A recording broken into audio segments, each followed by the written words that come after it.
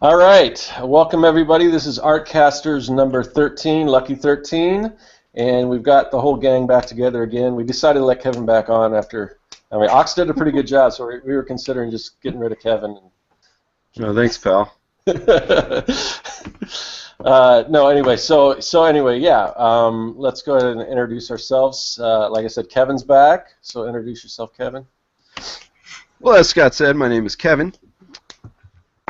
Glad to be back, everybody. I want to thank Ox. He did a great job filling in. Really appreciate it.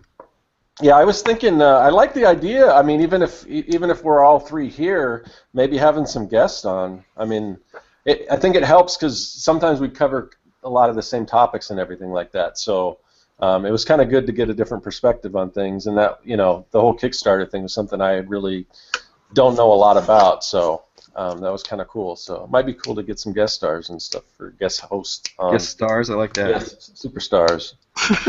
It's like Love American style. You guys know a lot of superstars. And, okay, so we also have Jeff Lafferty. Hey, everybody. I'm Jeff Lafferty, jefflafferty.net. That's it. That's it. All right.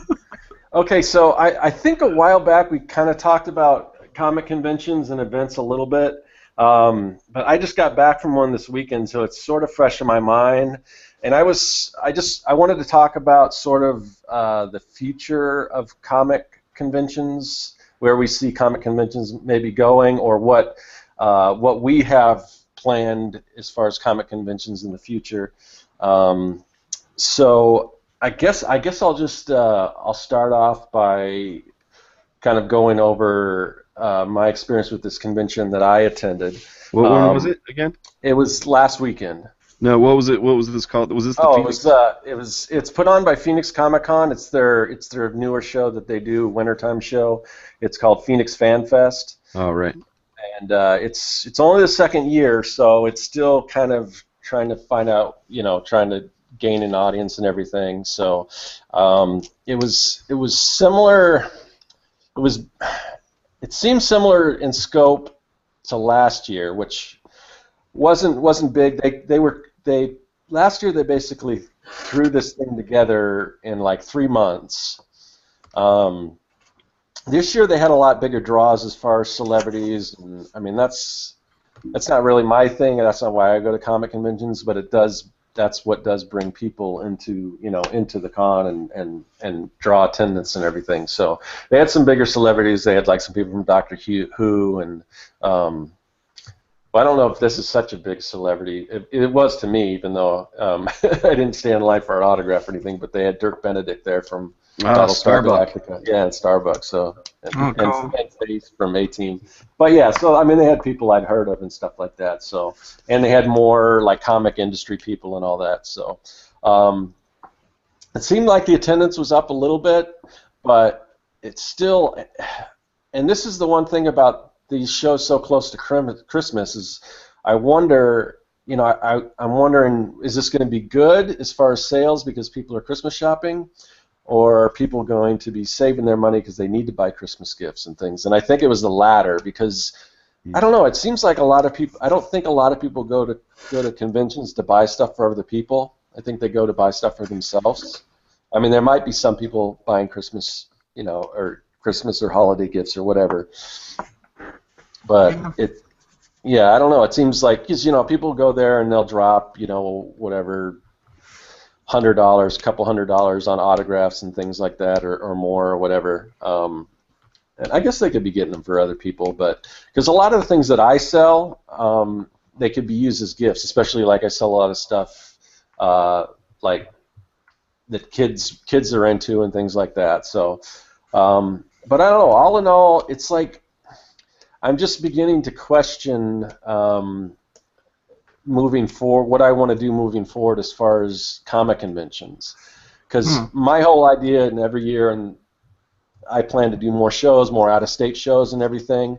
But it's for the few years that I've been doing it now. I think I've been doing Phoenix Comic Con. This will be my 4th year coming up, and the first year that I started, it was. I mean, I did really well. I just got an Artist Alley table, and it was probably the best convention I did, and that was the first one that I ever did, and then I moved up to a booth, and I made more at the booth than I did the Artist Alley table the second year.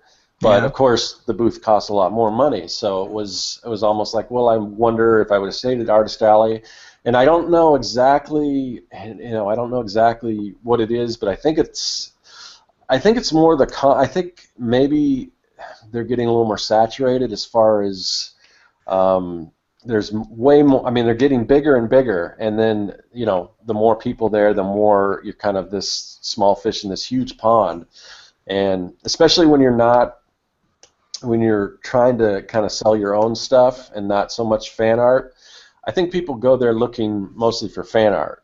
And that's a topic that I know we touched on a bit before, and there's a lot of I love that topic. yeah, no, but I keep hearing more and more that they're going to start cracking down on fan art. So I don't know. There's just a lot of things that are on my mind right now. Well, they're definitely getting bigger. I definitely noticed that. There's like a lot more artists at these cons now than there ever been before. Yeah. And I just think a lot of people that go to cons, they're buying what they know. I mean, even like, it's weird because I don't, like I said, I sell a lot of my own stuff, but it's even things that are like, I've got a print that says like Mecha versus Kaiju, and it's sort of set up like an old boxing promotion poster, and it's got the giant Kaiju facing off with the giant robot, and people look at that and they say, oh, I love that movie, and they're talking about Pacific Rim, and it's like, well, I mean, Guillermo del Toro didn't actually create the whole Kaiju thing. I mean,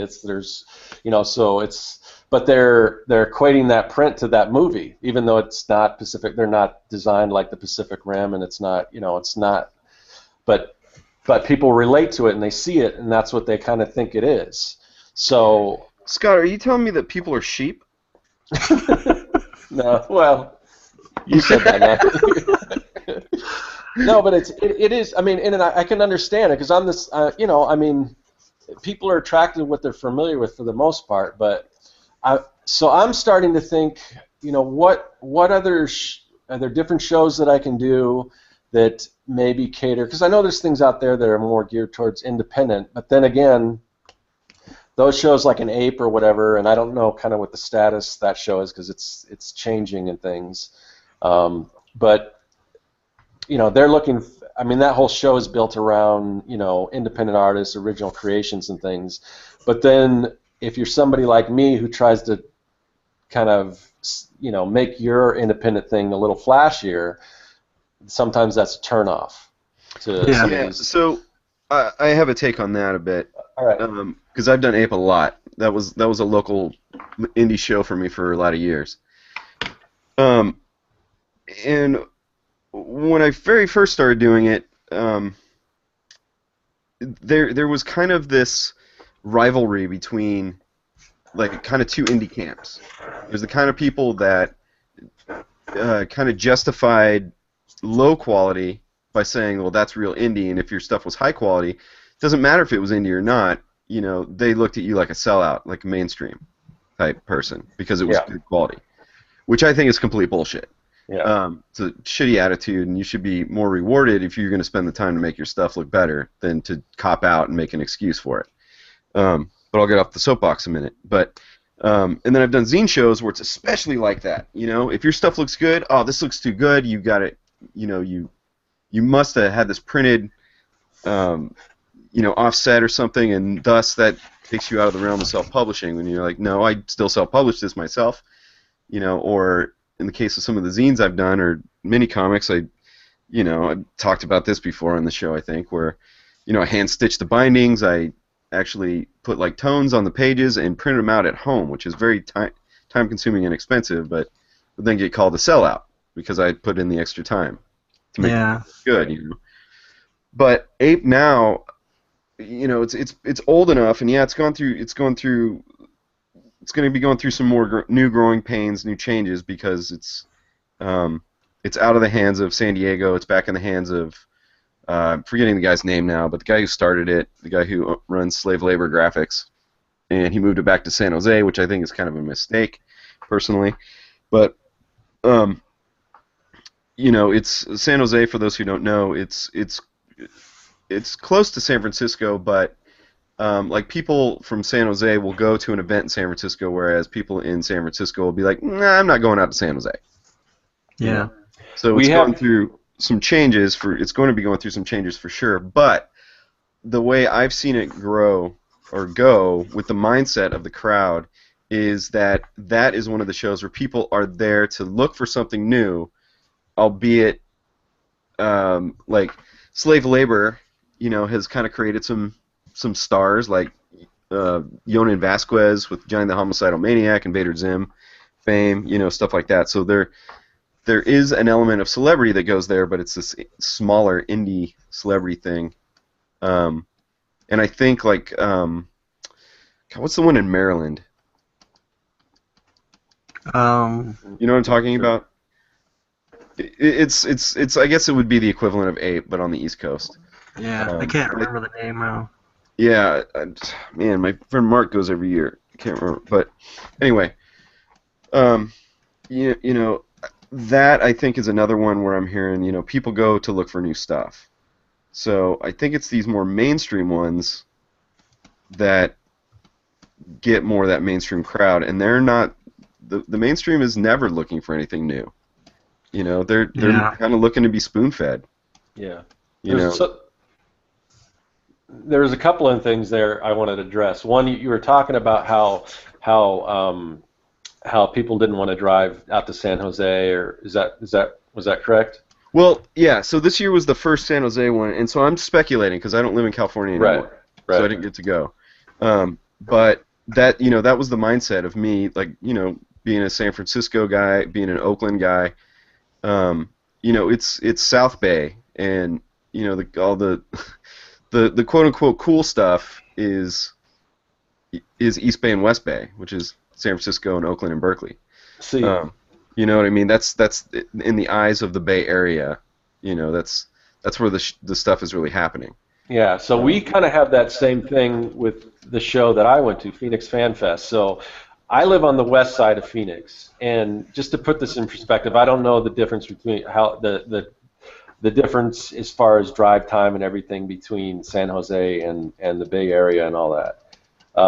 But from East Phoenix, or like Tempe, Mesa, out where ASU College is and everything, so it's kind of a college town out there. So that's the east side. I live on the west side, which is only really maybe a 45-minute drive without traffic. So it's not that far, but yeah, it's like San Jose probably. Yeah. So but there's this attitude from the people who live on the east side that they don't want to drive out to the west side, and it's not so much. It's not really interchangeable, because I don't have a problem driving out to the east side. Yeah. But even when they built this Cardinals football stadium out on the west side, I mean, they're so used to having everything there, they don't want to drive to it. So that's part of the problem. And one of the things that they had mentioned, because they'll always do the announcement if you want to sign up for next year and everything, that they probably wouldn't be in the same venue. So I imagine they're probably going to move it back east, which I guess is good for their attendance, maybe. I mean, anytime you change the location of a show, especially the first year or two, it's gonna hurt. Mm-hmm. Granted, this is a brand new show; it's only in the second year. But the good thing for me is it was so close, and it's one of the few places, because they just have all this parking, because it's not like it's sort of out, sort of like suburbs, and there's this big stadium out there, and there's all this free parking. They don't charge for parking. It's not like a downtown type area. So that's a definite plus, because when you have to pay parking, I mean, all that stuff adds up, the fees and like taxes, all that stuff adds up to. I mean, people are always concerned about making their table, but there's all these other little things too, that add up, and that was one of the benefits to this show, is that it free parking and for me just it being closer. But Yeah, there was something else you brought up, and I guess it was just people looking for something new, and that's what I'm hoping, at least maybe locally here or something, there'll be something like that where it's not so much, it doesn't have to be so much like independent, like this is like you said, something that's just thrown together or something that looks, amateurish or whatever, or it could, but just, if there's finding a crowd out there that's looking for something new, because I mean I love Marvel and DC and all that stuff as much as the next guy. And when I do go through Artist Alley and I see prints of that kind of stuff, I mean, I'm not going to lie. I mean, I'm like, oh, that's a really cool rendition of that character or whatever. But right. I think, and I've listened to some different podcasts and things, and people talking about sort of the direction that the Comic Cons are going. And I think because these shows are just getting so big that they're going to start getting more niche, and you're going to have, like, say, maybe like a Pacific Rim or like a kaiju themed convention, or Harry Potter themed convention, or even more niche than that. I'm hoping that's already kind of starting to happen. Yeah. So anyway, go ahead. Yeah, I was gonna say I'm kind of hoping that there'll be. I mean, there's science fiction themed, Yeah. But yeah, I'm hoping there'll be something more just along the lines of just like a science and technology themed convention, and I mean, along the lines sort of like a comic book convention. And one of the things that I'm looking into there's the I think it's like the National Science Teacher Associations, and there's like engineer conferences and things like that, and that's really what I'm starting to look at, because I don't know that I'm really finding my audience so much at these comic conventions. And what I notice is the people that come up to my booth and the people that get it, the people that go and just, I want this and that, and they buy multiple things, and the people that keep coming back, I kind of just in talking to them find out what they do, and a lot of them are science teachers, a lot of them are engineers, and I mean it's just that kind of science and tech based, and they sort of have a passing interest in comic books and everything, but that's not exactly what they're looking for. So I'm going to try to find where those people congregate. And the problem is, I mean, those conventions like that, they're a lot more expensive. I mean, they can be around like $2,000 for, yeah. But like I remember that much. That's crazy. Oh yeah. Well, that's the thing. But I listen to.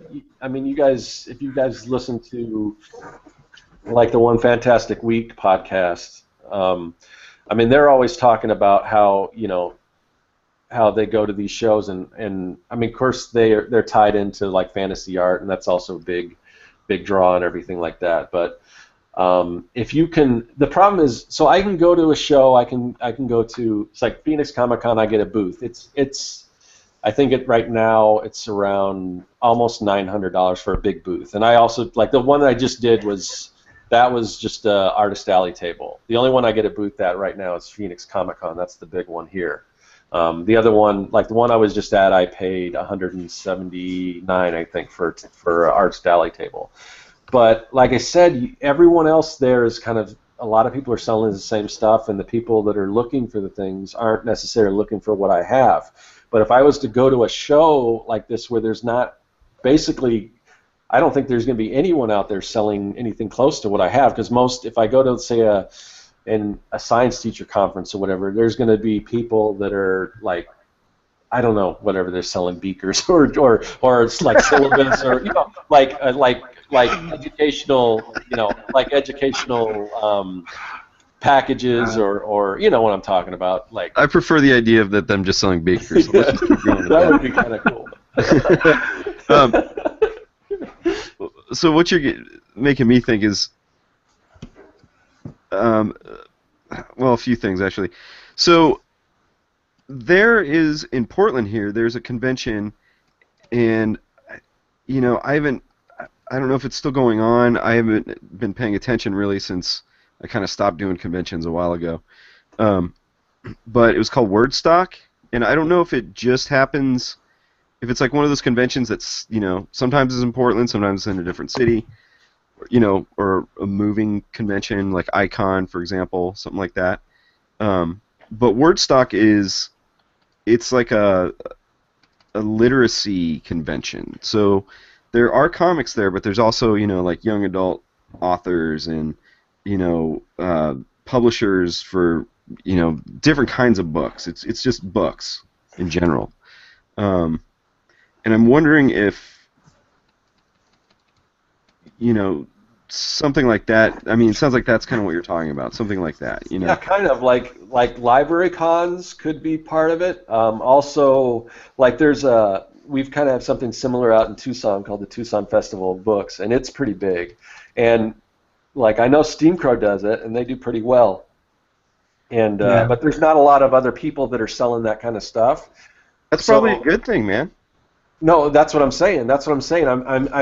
It would be a huge risk because I don't have $2,000 to throw around. But I remember, I remember back when we were doing the old Artcasters show and Jay Ferguson was on, and he was saying how the motorcycle conventions, because we were talking about how much we paid for a comic convention booth, and he said that, he said they're that cheap because usually I'm paying a couple grand for like a booth, but I'm sure he's making money there. I mean, well, you got to think, how much does a comic book cost versus a carburetor? Right. But he's selling artwork just like we're selling artwork, I mean, isn't he's selling them on like gas tanks and stuff though? We're selling them on paper. Well, I think I guess so. Yeah, what he was doing was he was kind of like drawing up, people wanting to paint their bike, which is probably like big ticket items, when you think about it. Okay, so there's this, I don't know if you guys are familiar with this, there's this, I see him in a lot of the shows, at least around here. It's a company called Flex Comics. And so with this, his whole theme, and it's very niche, but it's like, it's comic book comics? What's that? Workout comics? Kind of, yeah. So basically everything has like a fitness angle to it. And he's got, like, he'll have like sort of kind of bootleg prints of T-shirts of like Deadpool, but it shows a guy lifting weights, and it's like it shows Deadpool, but it's spelled Pull. And oh boy, and stuff like that. A lot of that kind of stuff, and then. But it's on like muscle shirts and things like that, and so I'm thinking, well, I mean that is like super niche. I mean, how many kind of geek people? You look around a convention, there's not a lot of like, there's some people, but there's not a whole lot of people that are like super physically fit or like in shape. So now that what you're saying is that all the sheep are squidgy? No, I'm putting myself in that same box because I am definitely not in shape. So, but what I'm saying is that's so niche. But so I was talking to Daniel Steamcrow, and I guess he talked to that guy over there, and he was saying how he, what he makes at these comic conventions are nothing compared to what he makes at a fitness show.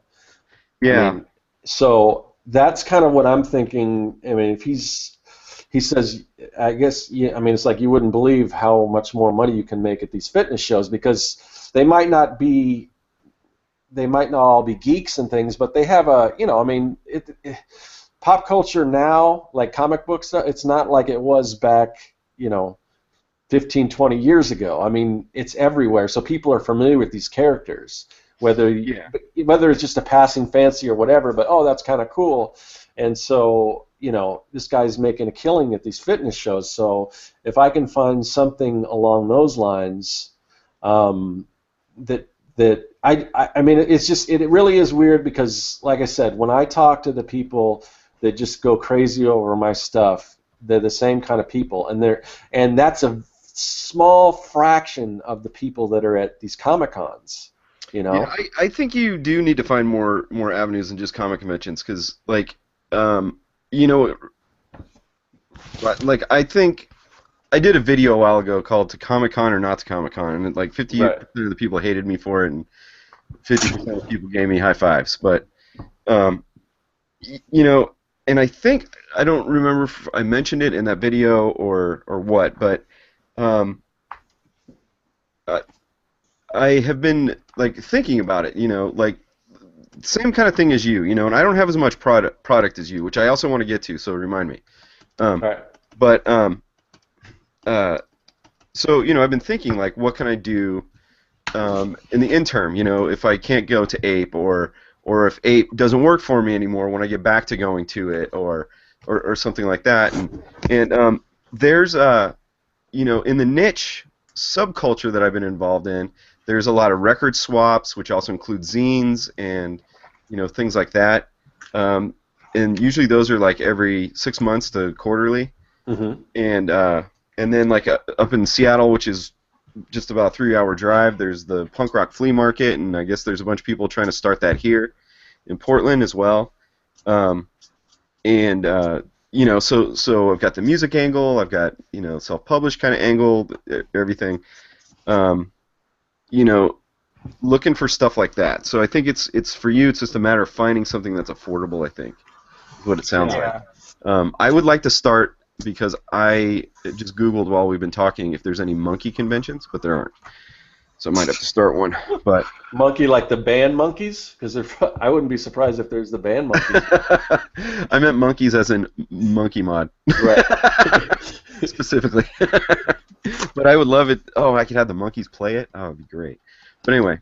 Well, I would think like music festivals. Maybe I don't know how the I'm sure that a lot of them are different, but because it is a music themed comic. I mean, one of the crazy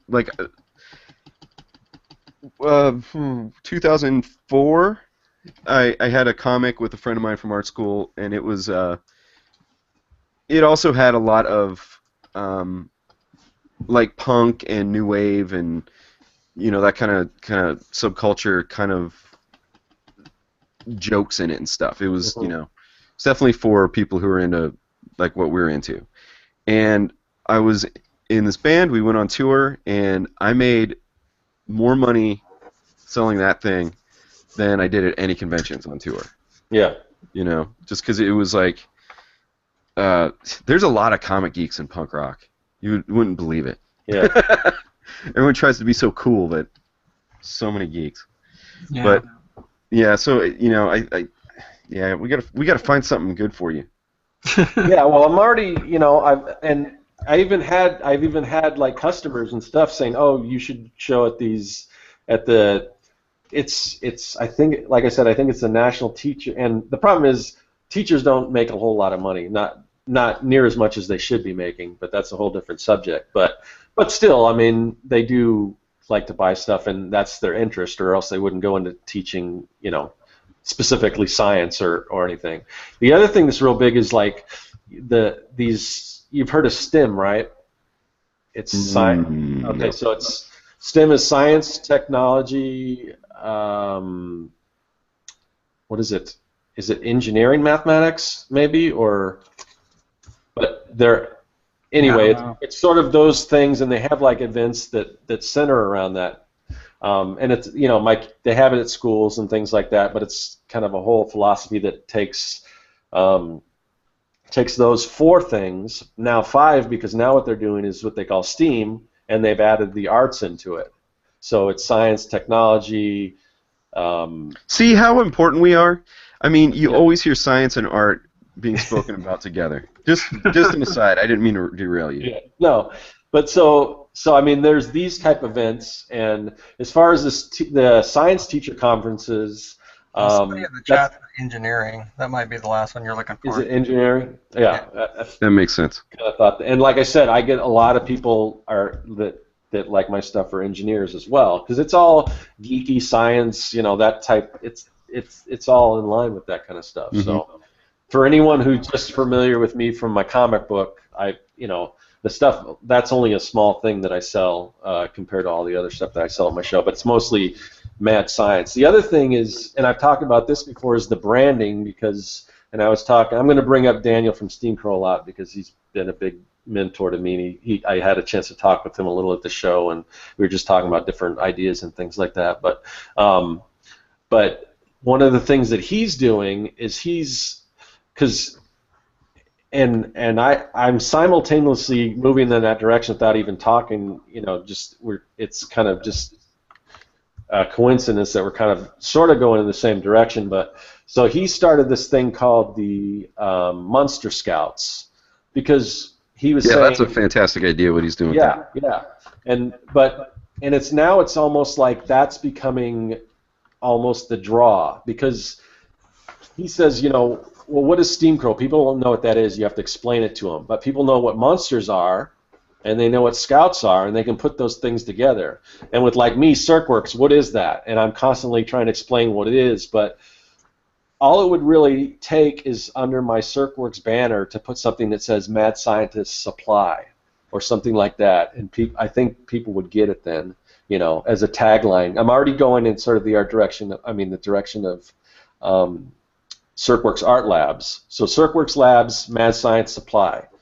And I think if I start branding it that way, especially at shows and things, hopefully people get it a lot easier, because you can, if you say Mad Science Supply, you know what that is, and then you can look at the stuff and say, oh, I kind of get it. So, there's a lot of stuff going on in the chat we're going to have to go to. I'm kind of seeing stuff fly by, but...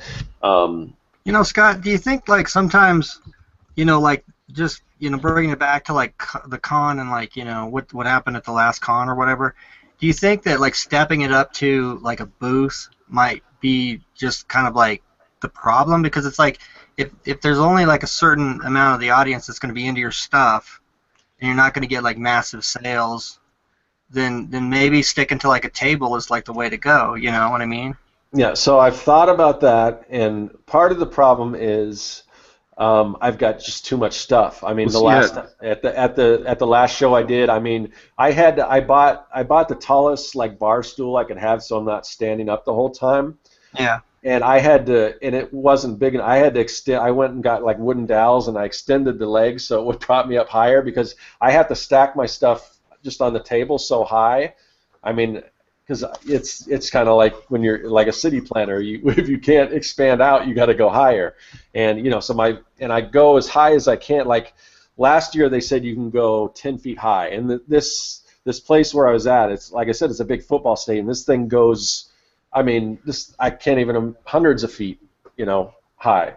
Yeah. So maybe you need a ladder. Well, the thing is that so last year it was 10 feet high, and so I was planning my stuff out and everything, and I go and look at the thing, and they changed it to 8 feet, and I'm like, this ain't gonna work. I mean, you're not even gonna see. You're gonna see very small bit of my backdrop over all the stuff that's on my table. But I got to the show, and people were going higher, so I went higher, and they didn't say anything, but a lot of these places do have height restrictions. They don't want, they want, if you have more stuff, they don't want you to be in the artist alley. They want you to go upgrade to a table, Yeah. But I try to fit as much stuff in there as I can. But I think there is some validity or some. I mean, moving up to a booth, I think it does help in some ways. The problem is. One of the problems is, especially for me, because I'm the artist, I'm the one that creates all this stuff, Yeah. And when you get out in the vendor's booth, majority of the people out there are just selling, like stuff that they've bought, like or retail. They're reselling things, like, they're not. Most of them aren't selling things that they've made. They're not the artists sometimes. Yeah, they're usually like the action figure vendors, that kind of thing. Right. Yeah. So a lot of and that's a big thing because when and there's so many people selling the action figures or the pop vinyls and things like that they have to sell them fairly inexpensively because there's so much competition. But one of the things, and it's like with the bow ties that I sell, I mean, because there's people that even in an artist alley that put together these, they'll go buy some comic book print or whatever, because you can buy prints of almost any, whether it's Star Wars or whatever, and make bow ties. But I mean, or most of them are like hair ties for girls or whatever, But and I have to tell people, I designed this pattern. Everything here is designed by me and everything, and because of that, they might cost a little more, and I make nice packaging for everything and all that kind of stuff. But I have to let people know that because if you're not really in the know, you're like, well, why is this more than what the guy over there that's selling the pop vinyls is selling something similar for? Because it's mass produced, and when you're out with the vendors, it's a little harder to get that point across. If you're in Artist Alley, I think they, at least hopefully they know that this is all your own creations and you're selling this by yourself. So so there's some pluses and some drawbacks to moving out. I mean, again, if you listen to the One Fantastic Week podcast, I forget the guy's name, but he's always talking about how he getting out and getting the booth and making it bigger has worked for him, and I think that does help, because the other thing is if you look like a big player, people think you are a big player. It's like fake it till you make it type of deal.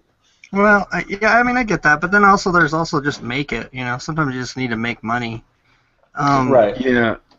I was gonna say one thing though, like with my experiences, like the last couple of cons I went to, like this last one I went to, like for some reason my table got shuffled around and I got put in with like the dealers, so I was kind of like away from Artist Alley, in a table, but I was in with the rest of the booths and with people that were selling like purses and stuff around me. You know what I mean?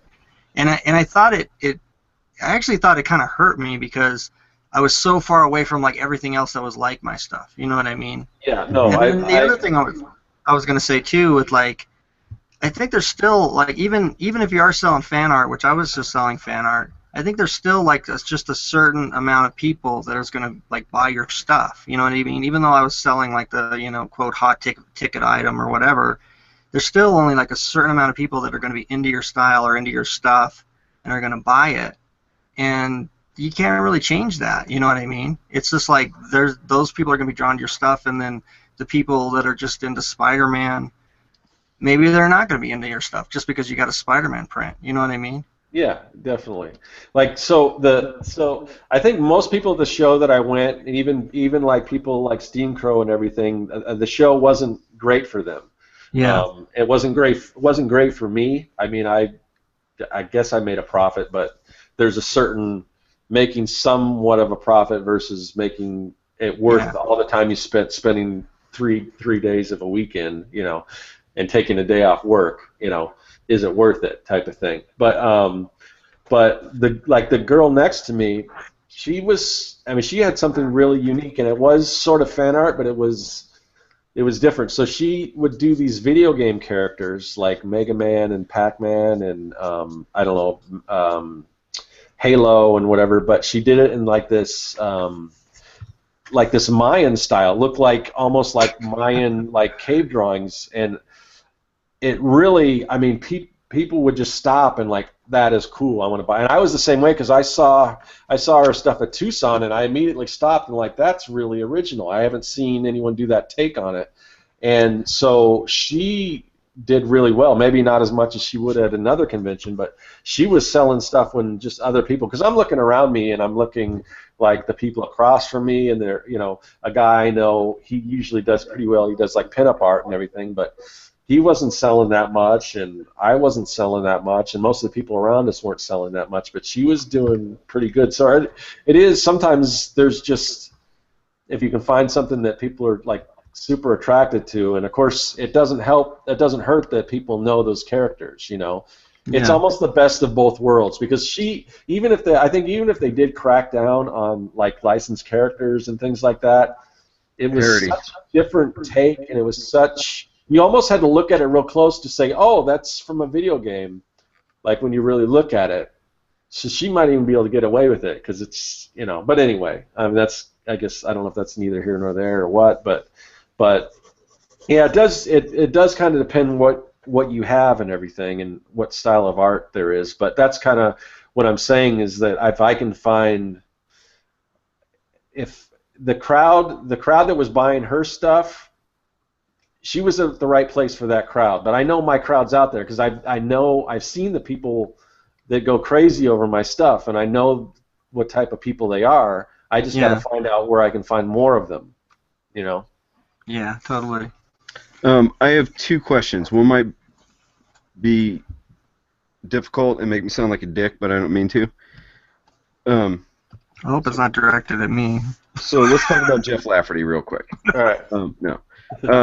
So one of the questions I have for you is, because I've been curious too, because you have a lot of stuff. Yeah.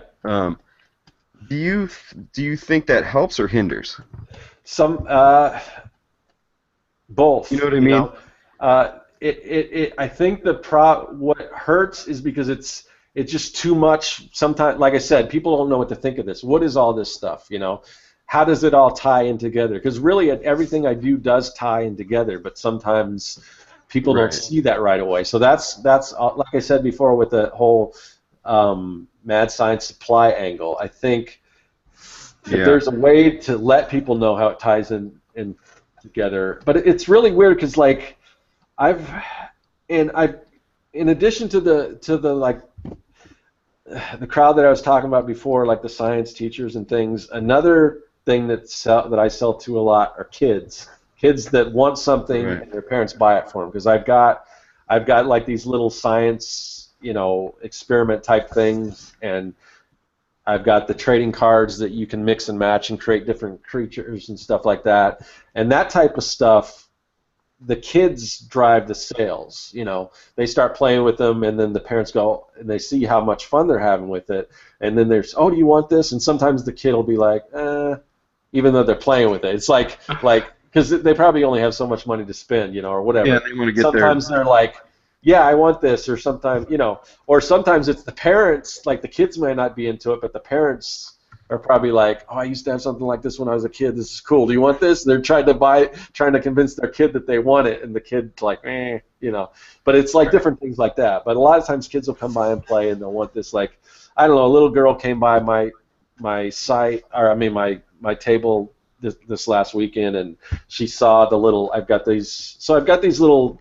I sell these mini prints, and they're like old, like sci-fi movie prints. I've got one that's called Planet of the Space Slugs. I've got one that's called Attack of the 50-Foot Brain, and another one that's called something like Revenge of the Glob or Night of the Glob. And each one of these little movie prints comes with a little, like a sort of a lab experiment. One's like slime, one's this space slug that crawls down walls, and the other one's a brain that grows when you put it in water. So the kids, they'll see that stuff, and like the space slug, for whatever reason, they pick up the space slug and they love this thing, and you know, but then I have to explain, oh, it comes with the print and all this stuff, and like, so this one girl wanted this slug, so I sold her the slug, and I was busy at the time or whatever, and I forgot to put the print in, but I don't think she cared. It's like half the time I've had even people say we don't want the print, they just want the so, or can I get it without the print because they don't want to pay $15 for it or whatever, you know. Yeah. But so in a way, hopefully the roundabout way of answering your question, if there's a lot of stuff, it's kind of hard for people to wrap their mind around, or there's just so much to look at. So in some ways that's a problem, but it's a problem in a lot of ways because I don't want to just sell one thing, and that's just me. Right. Like the girl who was just selling the prints, I mean, everything was you can look at one and you see there's other prints that tie in. It's a theme. Everything goes together. You can look at it and know exactly what it is, and she sold pretty well. Yeah, so that's kind of where I was going with this, but which is easy for me to say because I'm I basically stopped doing conventions, and when I start up, I'm starting from ground zero basically. Yeah. So it's going to be real easy for me to have like, concise, like that. This is what I do. This is what I have. There's not much here, but this is what it is. And you can do really well and just have like one, kind of one thing. Yeah, I mean, it's all going to be like, based around monkey mod and rock and roll, essentially. Yeah. And you can look at somebody like Steam Crow, who every time I see them, even if it's like, because I saw him not even 2 months ago at another convention, and I see him at this one, and he's got tons of new stuff. I mean, but he's taken a lot of time, and he's been doing this for a long time, and he's building up name recognition, he's building up the fan base, and sometimes some of this stuff just takes longer. It's not, I mean, there's some stuff that people instantly get, and there's other things that you have to cultivate. Right. So H.C. Brown here in the chat room brings up something that I never made more. Basically saying that people are mostly confused, and so I guess this was kind of the point I was getting to with like having the concise message of your booth, your table. I think is important at a convention, both as like someone who's done them and as someone who's attended them, right?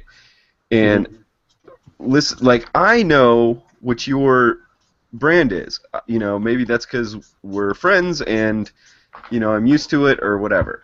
But it sounds like to me that people are getting confused by it. So like, I know you have like little stickers and things on like the like the space slug or whatever. Right. Now, I think that. You want to answer that? It's not me. That's my printer. It's like cleaning or something. Sorry. Do you want to answer the printer?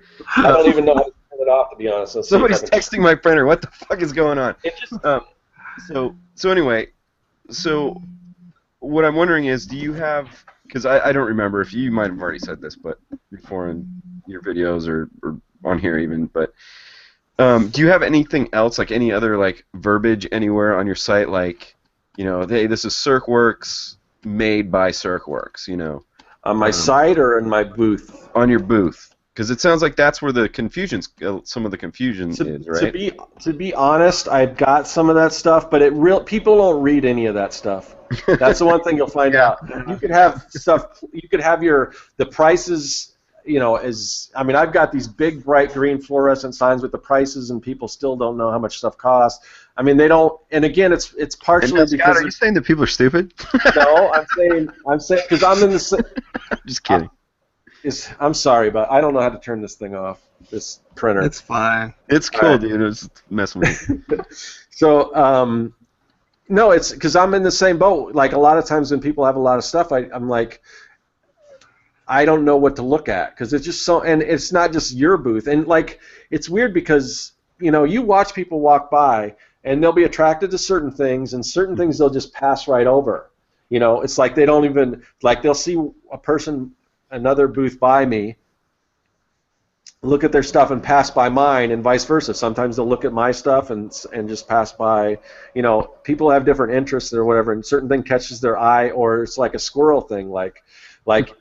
Somebody, I had a thing like there was, I forget what the cosplay was, but somebody was in some sort of cosplay. They were coming up to my table, really like looking at it inquisitively, like they were about to ask something, and somebody from another booth across the way was like, because what was I'm trying to remember what it was. Oh, it was they were dressed up as Captain Marvel. And stole that person. Yeah, and I don't think it was, they weren't trying to steal to get a sale or anything. It was just like Captain Marvel, who do you think should play you in the movie? Ronda Rousey or whatever her name is, or whoever. And it's like, and that was it. She went and talked to them. It's just like, so certain things. I mean, you don't know. I mean, it's really, yeah. And I get that. Well, just when I'm walking around a con too. Like at first when you go up to the first few tables, you want to look at everything.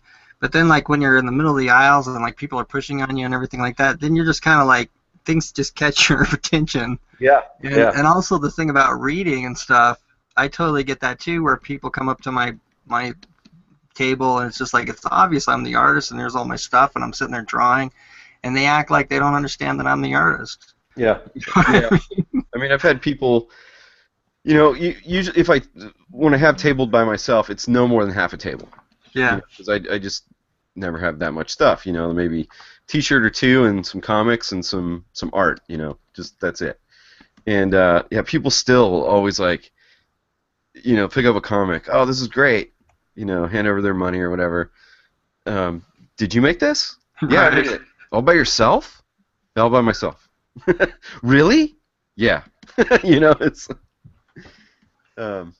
Yeah. So I don't know. I don't know the answer. A lot of the questions I'm asking too, Scott, aren't to put you on the spot. It's just I'm trying to figure it out too.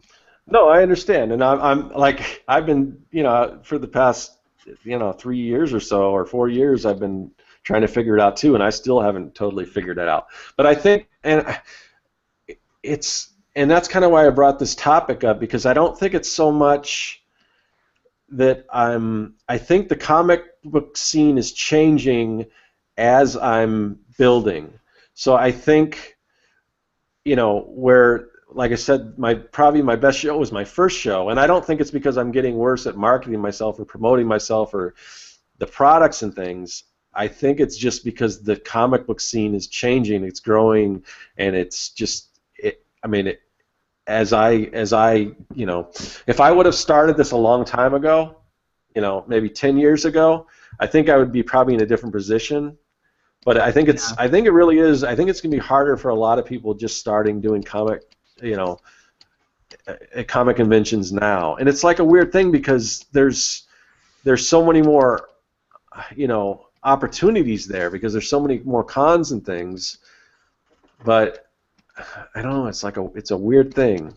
Well, yeah, I mean, I think we might be in a transitional period to be maybe hopefully to put a positive spin on it, because I'm hoping that that's what it is, because of all the movies and the Netflix TV shows and all, like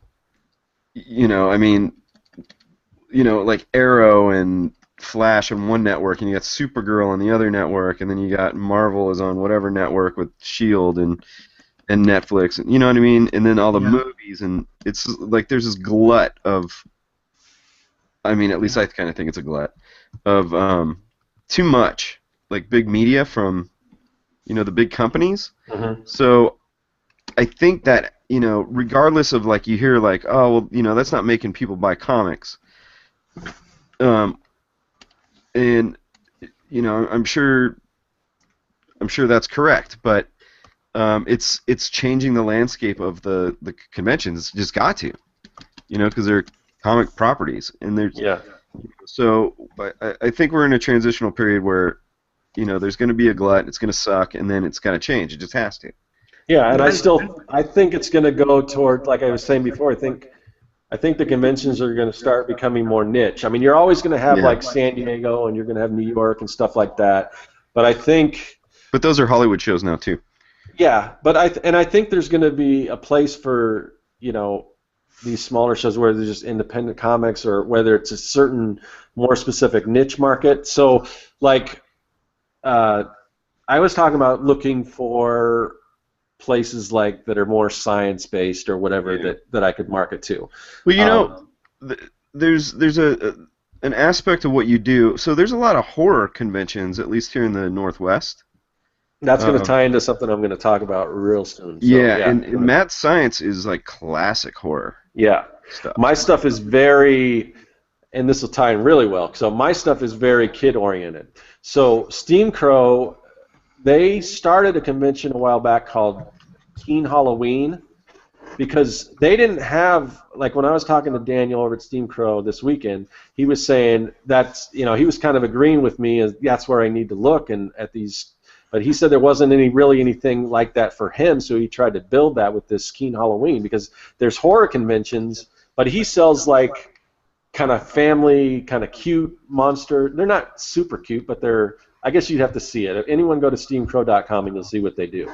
But you'll notice it's not like the blood and guts horror type stuff. So his stuff really doesn't fit so well into a horror con, but it is very like Halloween, like make or craft your own, build your own Halloween, make your own costumes, that type of thing. So he started this convention, and he did it for 2 years, and it just was more than he could really handle with everything else. So he's looking for somebody to take it over, and he really, I don't know where that went. But then when I was talking to him, I mentioned Keen Halloween, and he said, yeah, he's either licensed that idea or something over to the people that do Phoenix Comic Con, and they're actually going to take over. And I don't know what it'll become, because he's somewhat involved but not totally involved. But so that's what I'm talking about. Even these companies that run multiple conventions, they're starting to look at these niche shows too. And so this Halloween one, which I'm guessing next year will probably be the first year for it run under Phoenix Comic Con people. But that's not a horror con, but it's a Halloween type con, and that's a niche market right there. So, if I'm not the type of person. I mean, they always say if something doesn't exist, create it. I don't know that I really know how to run a con, especially after seeing like Steam Crow try to do it and you know how much work it was. Because I mean, I could try to create a science mad science based theme convention, but I think there's similar things out there that fit into that, you know, Yeah. that I can already find. I don't think I have to kind of build my own convention, but I do think things are going to really start, because what do you do when there's all these mega cons? You gotta, especially if you're one of these companies that runs all these cons, you have to look at, well, what kind of event are we going to do next? And I think people are going to start moving towards niche stuff. Yeah, I think that's true. I think that's already kind of happening, definitely. And I also think too, like the crowd that you get into these cons too. You know, you're back to like what you're talking about, like, you know, with all the movies and the kind of the glut of like nerd culture or whatever. It's just bringing in all these people who aren't really even comic book fans. You know what I mean? They're just they're fans of the movies, they're fans of the cosplay, just the weird scene that's happening right now. And you know, I'm fine with it. I think you can sell to those people just as good as anybody, but you know, you're still gonna have people like looking around for like cool comics, because that's what I do. Yeah, You know and I don't. what I mean? I don't think. I think the people that have a passing interest in comics, but more of an interest in like the science and all that kind of stuff. That's right. I think those are the people that. Well, I know those are the people that want to buy my stuff. So Yeah. you know, so to me that's fine. I mean. Yeah, absolutely. But the con thing, I mean, it's definitely already, I think, kind of happening. But you know, like that's the other thing too about like when you get these big things, it's just almost like the big publishers or whatever, and then you get people like these indie groups that split off or start their own thing, but they're always small. You know, like here in Denver, there's more cons than just the Denver Comic Con, but they're freaking like little tiny hotel things, and they're just like the ones like back in the '90s I used to go to, where I couldn't sell anything because there was nobody there. You know. Right. Yeah. I mean, it's like in a way we're kind of bashing on these big conventions, but I mean, you know, I mean, it's in a lot of ways it's better. Some ways it's better, some ways it's worse, you know. But I mean, I don't think cons aren't going away. But I mean, I think they're gonna evolve, you know. So it's hard to say what'll happen. I wonder if like the whole thing will go on, or if it will just like hit a brick wall here, and all of a sudden all the movies will stop being superhero movies and people stop caring about cons. I'm not sure it will go back that way. yeah, I don't know. I mean, it's like I kind of liken the comic book phenomenon as far as movies and all this stuff to sort of westerns. I mean, westerns used to be that there were just tons and tons of westerns, and eventually people found something else, so that might happen. That's true. You know, Yeah. I don't know. I mean, I'm still not at the point where I'm tired of it, because I love this stuff. I mean, if you told me back when I was a kid that there were going to be all these comic book movies, I'd say, no way, you're crazy. And now it's like, oh man, this is awesome. And if there's too much, then I just can't watch them all. But I can pick and choose what I want to see, and there's no shortage of cool stuff out there if I want to try to check it out. So I mean, I'm not saying that it's just too much of it for me. I mean, I enjoy having all these options and seeing all these characters that I would never see on the big screen. You know. Yeah. Yeah, me too. So, yeah, we got a lot of people in the chat and stuff. So I'm wondering if maybe we should kind of look over that. I know also you had mentioned. Did you already ask your question? Because you mentioned products, Kevin. Is that? Yeah, I was kind of asking. Yeah, I was just kind of asking, like, since you have a lot of stuff, does that hurt or hinder? Okay. And also just to kind of bring up, like, if you're not making it at a booth or like a whole booth or stall, whatever. I've been watching a lot of these Australian videos lately, and they call them stalls. But you'll have to link, because I'm always looking for people to talk about cons and stuff. And these are vintage or retro video game people. Oh, okay. Okay, so, got it. Okay. I don't know if you're interested in that, but and also I kind of bring it up because, like, if you do move to a table, is there a way to, I don't know, maybe pare down for certain conventions? I mean, or can you plan for that? Yeah, I mean, now that I asked that, I'm like, now I'm asking a rhetorical question. Can you really plan for that? But you know what I'm saying, though? Yeah. So, okay, like with Phoenix Comic Con, I did 1 year, I got the table. I did really well, so I'm like, and I had heard from Steam Crow again. I'm going to keep dropping their name, but that oh, you got to move out of Artist Alley, you got to move in up out to the vendor area and everything. So I did, and that second year I did pretty well too. I did a lot better, but still, it wasn't quite, based. And the other thing could be because when I first started off, I had a lot of my stuff was more parody, and it was stuff people were familiar with. So that could be part of it too. But what the deal is, because now that I was at my second year in a booth, third year at Phoenix Comic Con, they capped out because it was still a growing show. Now they're at capacity. Now, if I wanted to, I can get my booth. If I wanted to go back to an Artist Alley table, I'm on a waiting list again. So that's sort of the issue that I'm in right now. Because I can, after the last one, I'm like, yeah, I mean, especially with them because they raised the price on the booths, and like, man, that's really going to hurt me because I'm, but I'm like, you know what, I'm going to do it. I'm going to do it another year. And the show that I just did this weekend in Phoenix, they're two totally different animals too, because the attendance, I mean, it's just night and day as far as the attendance and everything. I mean, Phoenix Comic Con, there's just tons of people. FanFest, second year show, not a whole lot of people, which is part of the reason why I didn't do great. But the other thing is, the more I'm at Phoenix and the more you return, you get these return customers, and that really helps. I mean, that's what I want too, is to kind of, build awareness of the brand and who I am, and the more I'm there, the more people see me, the more people come back, the more people say, oh, I bought this from you last year, and and all that kind of stuff. And so I'm still, I mean, I would still, in a lot of ways, I would maybe advise to go bigger if you got more stuff, and if I don't know, it's like I said, the hard thing is because as I'm growing, the comic book scene, in my opinion, is the Comic Con I don't know, scene is changing along.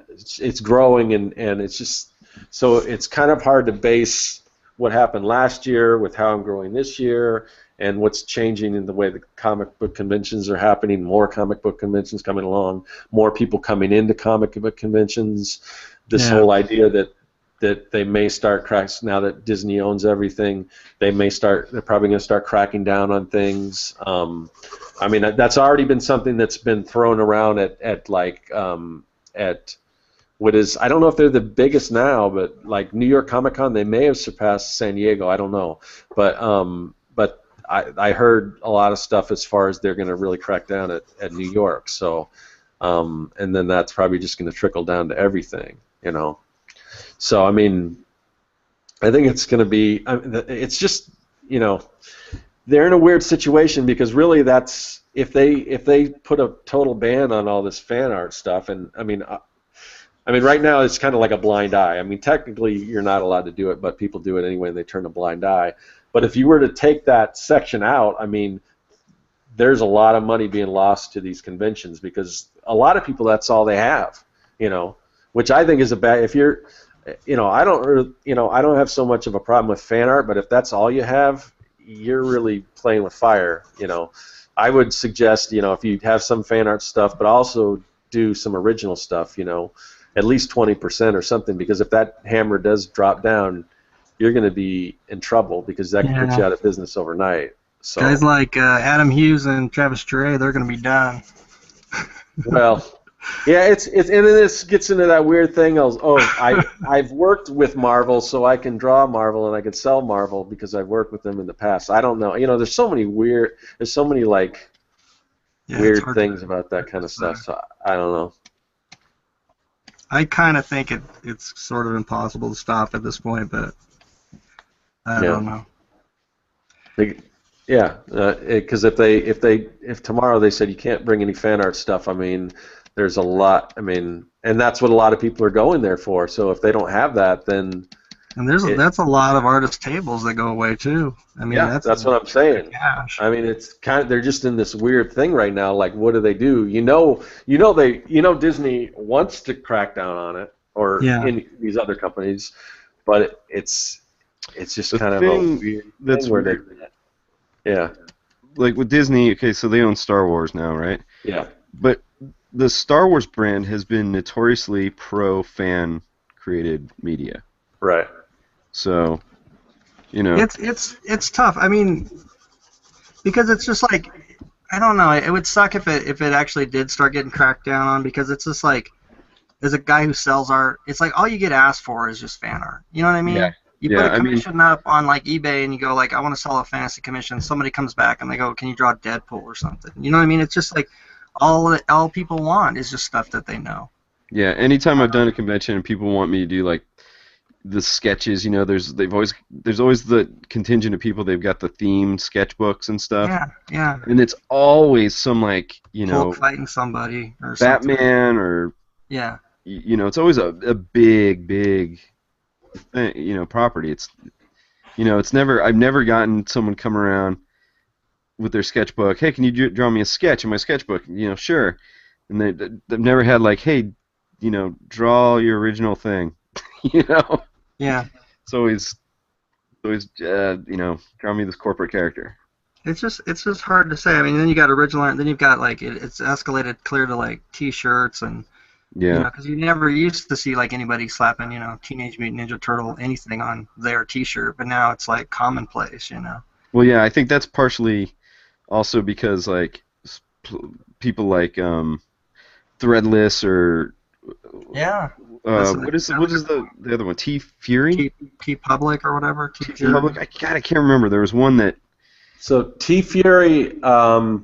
They're a shirt a day company, so they'll have they run a new shirt every day, but It's not something you can load your designs automatically and sell them like a T Public and Redbubble are like that. Yeah, I guess my point is that there's just all these like mashups of, you know, Mario Brothers meets Star Wars, you know, Teenage Mutant Ninja Turtles meets the X-Men, you know, it's just like. And even, you know, when you get over on like Society 6 and stuff, it's even beyond just like parody. It's just like Obi-Wan Kenobi on a T-shirt, you know. Yeah. Yeah, it's I don't know, it's kind of fucked up, really, but you know, I don't know. You got to make money, right? Yeah, and you know, like Scott said, you know, the public are cheap. That's right. I didn't say it. I really didn't say that for anybody tuning in late. I said that.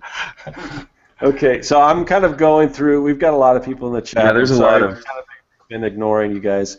Chad Scott says, I'm getting ready to do my first con.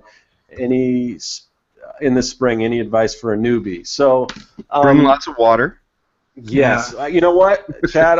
If you go to my website, or I mean, if you go to my YouTube page, which I guess you're on probably now, I've got a whole series called Pro versus Con. There's a playlist there, and I give a lot of advice and stuff on that. So there's that. But like kind of like I said, I mean, as much as I'm I've just kind of I am trying to move away from that and not do it myself. But I mean.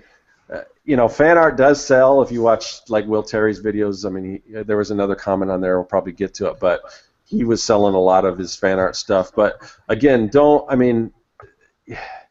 if you might want to do some of that stuff to help you, you know, kind of make your table and do all that kind of stuff. But you know, do some original stuff. I mean, keep a good percentage, because there are, and I know for a fact that there are shows that are doing, you know, you can only have 20% fan art or a certain percentage fan art, which I like that idea, because I think, or maybe that's just a step in towards getting rid of fan art from the big companies or whatever. But you know, I think I'm just bothered by people that's all they sell is just the fan art and none of their own original ideas and things. But are we friends anymore?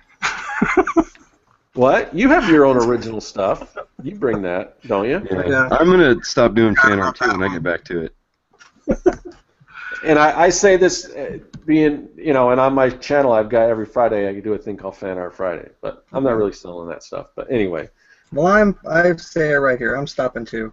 I'm just You're kidding. not stopping, Jeff. Actually, I'm doubling it. I'm stepping in production. Get ahead of these thieves. You got to start doing like, you But know. again, there's a difference. You know, I know you do sell some prints, but a lot of the stuff you're selling is original artwork. You know. Yeah, You got to start adding Mario Brothers in those pictures, though, man. that's right.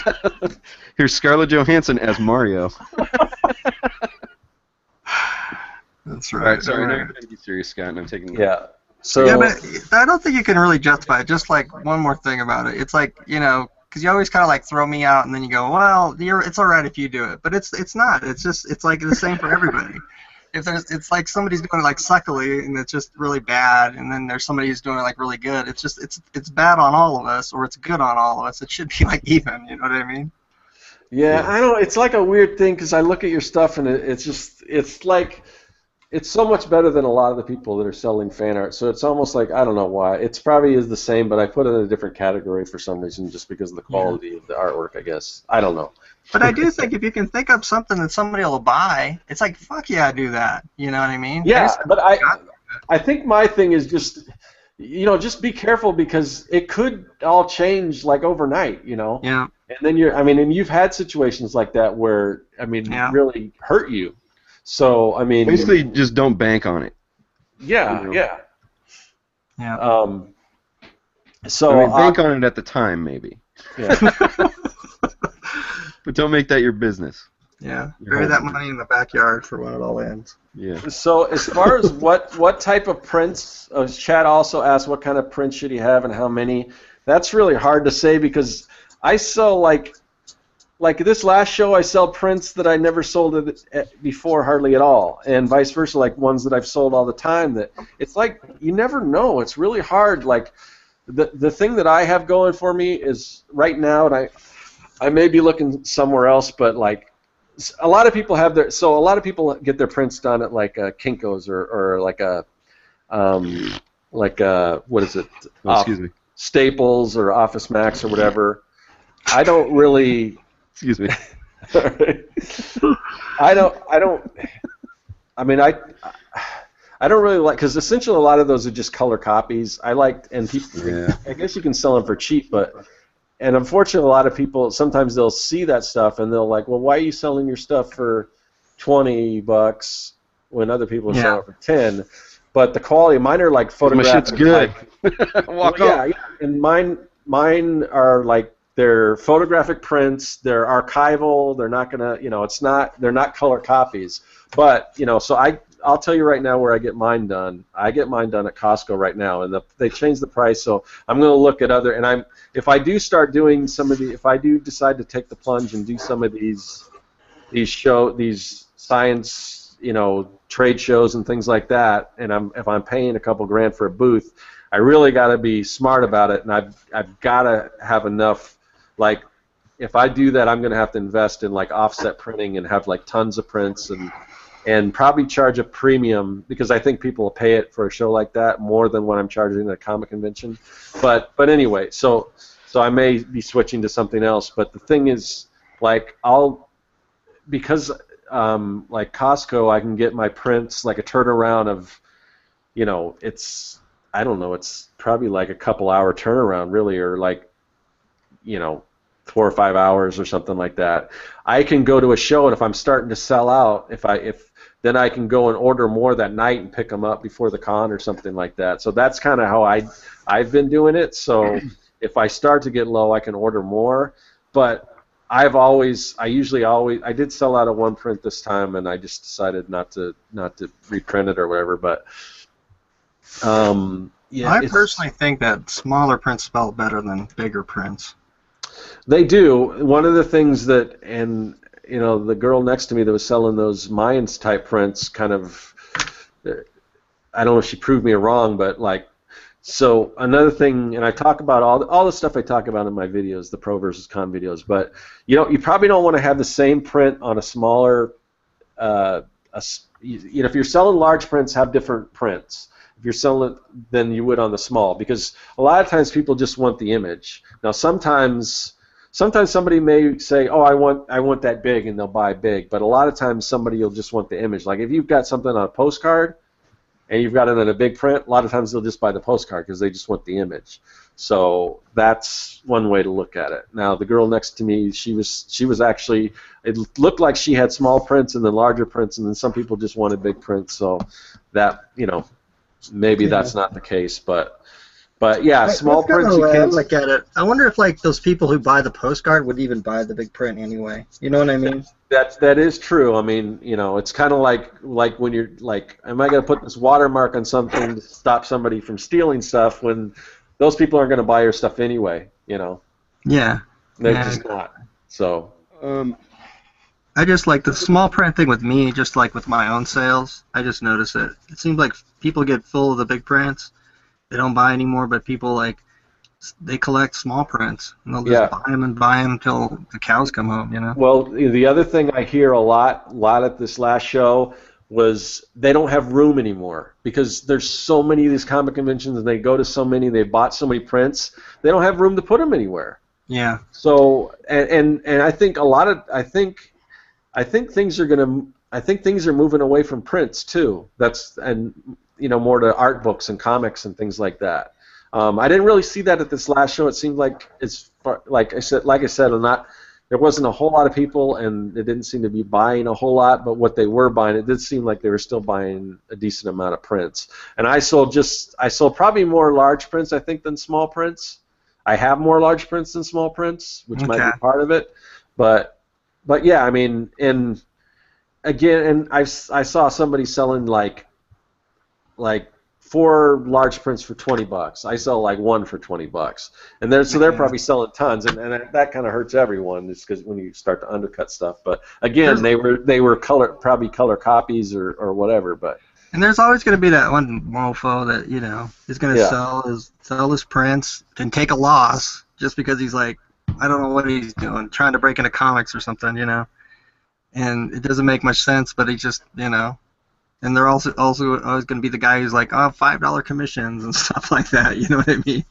It's just like you just gotta ignore them, I guess. Yeah. So yeah, it's kind of, sorry, Kevin. It's kind of hard to say exactly how many prints. I mean, a lot of this stuff you got to figure out for yourself. But if there's a way that you can order, if you can get prints on the fly, like sort of like in a couple hours, then you can replenish your stock if you find out that something's selling like crazy. If that's an option. Go ahead, Kevin. So what I wanted to add to this is this is Chad's first convention. So what I think is important is not to go crazy and worry about how many prints you have. Yeah. I think the important thing to worry about is you've got your comic. Am I right? Maybe that's what he's going for, I'm assuming, right? You've got your comic, and then maybe have like, if you want to do prints, like 2 prints, offer up to do sketches, pencil sketch for a certain amount, an inked sketch for a higher amount, etc. Things like that. That's something you can do that doesn't take a lot of table real estate. Because if it's your first convention, you're probably gonna have a small table. And so, what I think is important, I think something that's important to consider, and this might also make you think about what kind of prints you're going to have, or anything like that. What's important right now, being that it's your first, is to have 3 tiers of pricing. Yep.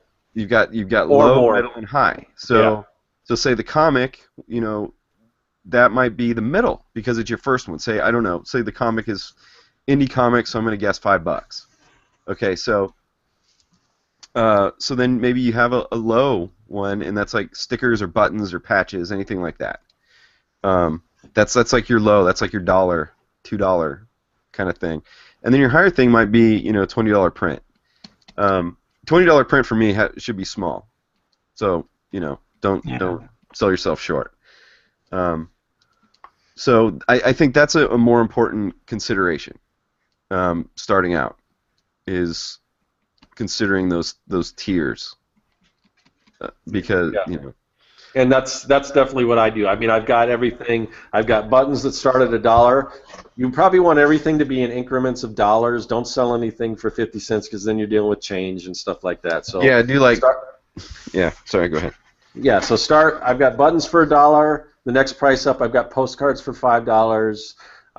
Then I go to. I've got my comic books for around $5. I've got deluxe comics, and they run around. Like right now, one of them's 8, one of them's 10. But I would redoing that. I wouldn't even talking about like dollars and change. I would do in increments of. I mean, I wouldn't do. I probably wouldn't do if I was going to do it now. I wouldn't do that comic for $8, the deluxe one. I would do it for like 10 or something. So 5, 10, 20, 15, 20 in increments of 5. Other than your dollar, you're below $5. Your $1 buttons or whatever like that. And then so from there, I got like my lab product things. They're with the prints. Those are 15. Then I go up to 20. Then I've got some original art that's more than that. And it wouldn't hurt, depending if you have a painting or something that you spend a lot of time on and you want to sell it for, I don't know, $300, $500 or whatever. You probably won't sell it, but you never know. Sometimes it helps to bring that stuff along. And that kind of goes back to what I was talking about before with the different size prints and how originally I said, don't sell the same thing that's on a small print that's on the larger print because they'll buy just the smaller ones. But there's sort of an exception that if you create, say like you create like an oversized print, like bigger than like my main prints that I try to sell they're 12 by 18. Okay, those are my big prints. But if I was to make one bigger, and once you get over that 12 by 18, the price jumps dramatically. I don't know, it's just the size of the printers or something. But anyway, so if you've got like a 20 by 30 print, and that kind of makes a good display, and people see it as big and everything. I don't have any of these yet, but I'm thinking about it. But they'll be pricey. But if somebody wants one of those, then that's cool because you can make some money on that, hopefully, or maybe not. Like I said, once you get past that 12 by 18 size, the price jumps from everything under that is like one size is like $1 or $2, $3 more than the other. Once you get past that size, it jumps up to like $15, $20 more to print it, for you to print it. But if they look at this big print and said, oh, that's a nice big print, it's $50, I can't spend $50. But then they look at the 12 by 18 and say, well, I could buy that, and that's the one you actually want them to buy. So it makes it look, if you want them to buy, like if you can make a better profit margin on your smaller prints than the big ones, then you probably want them to buy that smaller one. So in that case, you could advertise it with the big one and say, well, I don't want to spend that much, but I can get a small one. And if you can make just as much money by selling more small ones at a lower price, and say if you make more money off selling a small one than a large one, then you want to sell your small one. So you kind of have to figure that out, and that just depends on who your printer is, and all that kind of stuff. But I mean, we could go into this, and like I said, I've talked about some of this stuff on my pro versus con videos, but yeah, I mean, there's there's a lot of different ways as far as pricing and stuff you can do. But yeah, Kevin's definitely right. Is have different price points. That's like one of the main things, and that's covered in my videos too. So. Yeah, and if it's like your first con, I just say, and you actually have a book to sell, stack of books on the table and just figure it out for the next one. You know what I mean? Because the first one, you're not going to know what the hell you're doing. Yeah. I mean, if I was, if I was in that position right now, first convention and everything, I think I would just, if I was going to have a print, it would be small print, the book, buttons, and something, something like that. Yeah. Because then you're safe. You're not going to lose your ass. And get a half table. Hopefully, you got a half table. Yeah, if you can share it with somebody, then you don't have to make as much. Yeah, and the girl that I was talking about with the Mayan type artwork, she was sharing a table with another artist. So she probably paid, maybe if they split that table, less than $100, and she probably made that the first, I don't know, 4 hours of the show, maybe. So, I mean, you hear so many people, so many artists kind of selling themselves short and saying like, oh, I broke even, so I did well. Bullshit. You gotta fucking make a profit. Yeah. Oh man, that's harsh. Yeah. That's what I'm doing now. I'm being my resolution for 2016 is to my new videos. I'm probably gonna lose half my subscribers. Tough love. Like, man, I'm not holding back anymore. I'm just gonna start talking like how we talk when the mic goes off. Oh lordy. I mean, it's true. You know, what are you gonna do? You're gonna spend the whole weekend to break even when you could have been working on your book or, you know, something else that will actually do something for you. I do agree with you there, because I do think, like, there's so many times I hear that, like, you know, I'm going to con for, like, promotion and all that kind of stuff, and it's just like, man. That's important, for sure. There is that, but, like, unless you're really looking for a job or something in comics, then the audience is so small compared to just the audience you're in touch with on the net, usually. You know what I mean? Yeah. I mean, basically, to make it less harsh. Yeah. Tone that down a little, Kevin. Yeah. Let me tone it down for you guys. Just don't lose your fucking ass. Yeah, well, I mean... Don't screw up, kid. And in regards to what Kevin's saying, he's definitely right. Don't go into it with the attitude of you want to make just your table back. Now, that may be the case. You may just make your table back. Yeah, don't get me wrong. And if that happens... then you probably should pat yourself on the back, maybe, especially if it's your first show. But you don't want to go into it with that attitude. I mean, if that's what happens, because it could be worse than not making your table back. You know? Yeah, I should be clear. That is my main point. Is a lot of people, I think they set their expectations too low. Right. And you know, and sometimes it comes across as like a low confidence thing, which is unattractive. But you know, do this smart. You know, I mean, our eyes can be a lot bigger than our stomachs, and we all love our ideas a ton. But sometimes the audience, those sheep we were talking about, they don't understand. So, you know, they might not be on board right away. So, you know, you might have these great ideas for all these products, but if your first convention is not the time to do them all, you know. Yeah, and so also just do it smart. Just, you know. And really, I think you need to be realistic about, you know, your artwork itself, and how marketable is it? And because there's a lot of people out there, and there's a lot of great artwork out there, and it used to be you could roll in and you're a mediocre artist and you've got some Captain America prints and stuff like that, and they'd sell, and sometimes that's still the case. But when you've got people with artwork, I mean, like Jeff Lafferty, and I mean other people that are amazing like that, you're competing with that. So I mean, unless you've got something, you know, really original or some other take, or, you know, play to your strengths, whatever, try to do something original, because there's a lot of other people out there, but be realistic about, you know, about your artwork, and is it marketable, you know, if you can. Yeah, you know, and I actually wanted to say one more thing too, because you know, I don't want to come off like, you know, it's just like all about money, and, you know, do the fan art or do whatever's going to grab the cash. Because if you are like on your comic, and that's like your thing, and you're like into your comic, and that's what you want to do, then it's like, don't do the fan art, because it's like a trap that'll suck you in, and then all of a sudden, I'm not kidding, and then all of a sudden that's all you'll be doing, and then you won't be doing your comic anymore. It's like, go with your comic, and even if you are just struggling to make your table and stuff, if that's like your dream thing and you're okay with like not making money or whatever, you know what I mean? I didn't mean that in a bad way.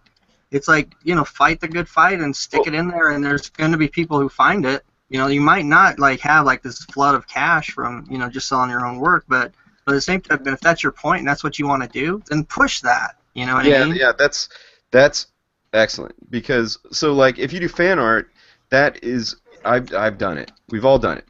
Yeah. Right. I've done it. That has sold more than my original work, for sure.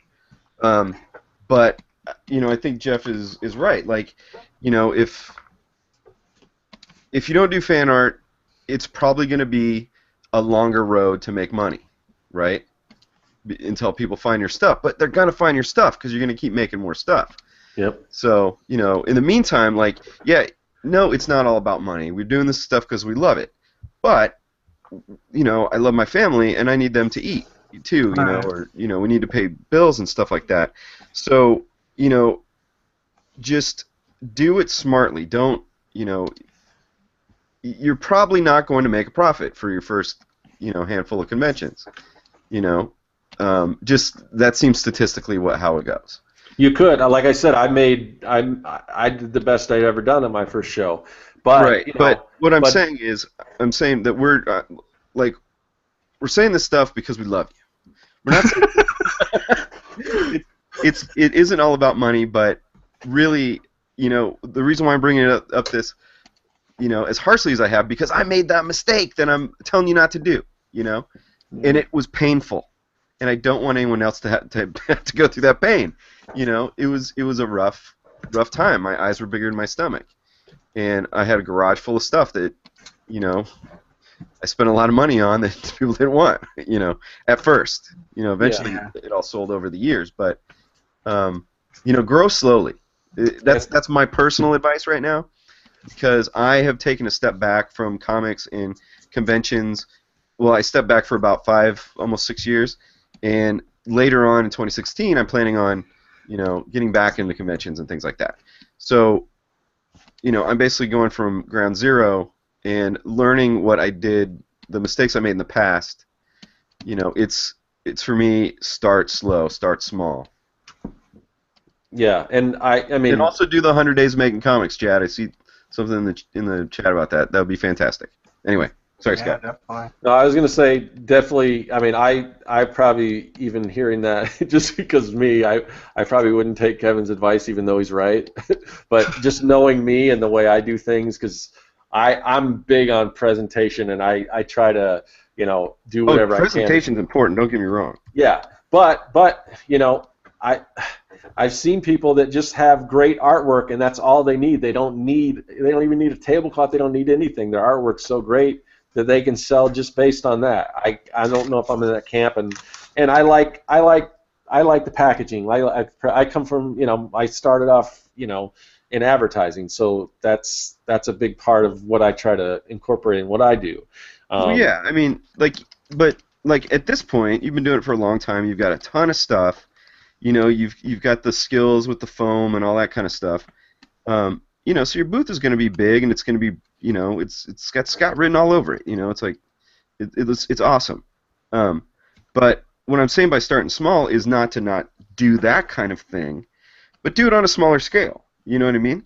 Like with the Monkey Mod setup that I've got planned. It's going to look like essentially like a table that you would put, you'd see in a 60s or 70s home with a turntable on it, like a turntable console, stereo console area, and all I need is a half table for that, That's what I mean by starting small.